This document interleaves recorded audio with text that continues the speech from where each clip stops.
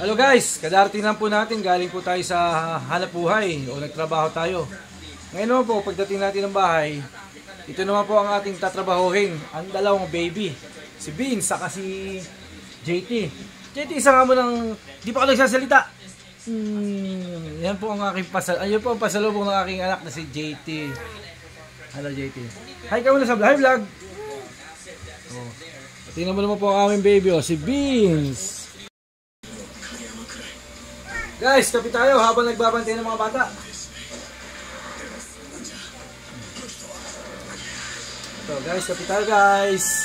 Merienda time. Merienda time with JT and Beans. Ay si Beans, oh.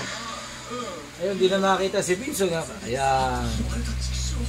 Nag-enjoy sa panonood ng TV. At kami naman ay magtitinapay. Oh. Bye tayo guys. Namitas kami ng kamatis kanina. Doon kay Nana Bibet at kay Tata Do.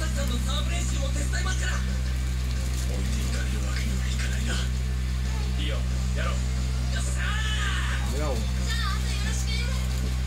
Ikaw naman anak. Hindi ka pa pwede na kumain ng mga solid foods.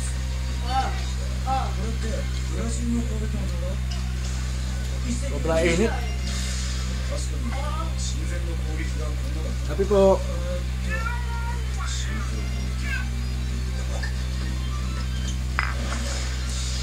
Manood muna kami ng TV.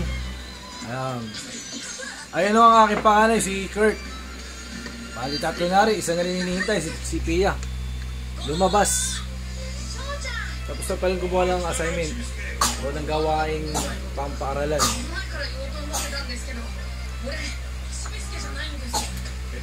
Kaya mga kakurap, kung kayo'y mag-aanak, sunod-sunurin nyo na para isang palakihan lang.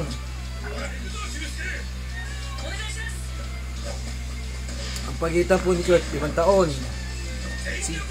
Kay Pia mula kay JT, 6 na taon yata. Tapos ito naman, 1 taon at kalahati ang pagitan nila. Si Bing saka si JT. Guys, andito na po ang aking mga anak. Ayan na si Pia. Hi muna, hi. Kompleto na kami. O ma, mirenda ka muna. Mirenda muna kakurap. Ayan, mga kakurap. Misis, nagluluto. Ako din ipapantay ng mga bata. Busy. Hi, kain daw, sabi ni JT.